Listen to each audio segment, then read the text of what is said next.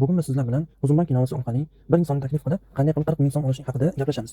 Demak, boshladik. Birinchi navbatda biz qiladigan ishimiz Play Marketdan Uzunbank inovasini mana shu yerdan yuklab olish bo'ladi. Xo'p, bu ilovaning havolasini opsiyada ko'rishingiz mumkin. Xo'p, mana shu ilovani yuklab olgandan so'ng buni ichiga kiramiz. Mana kirdik. Endi mana bu joy chiqadi. Aytmoqchi yana bir narsa bor. Buni yangi yuklab olayotgan insonlar uchun dastlab mana shu yuklab olgandan so'ng SMS xabarnoma yoqish kerak bo'ladi, ro'yxatdan o'tish, turli xil an'analar bor, shartlari bor. Mana shartlarni hammasini qilib bo'lgandan so'ng o'zi ko'rsatadi ilova davomida. Keyin bu ochiladi, mana bu joyga keyin o'tiradi. Mana bu joy ochilgandan so'ng, hop mana 40 ming so'mlik joyga kiramiz.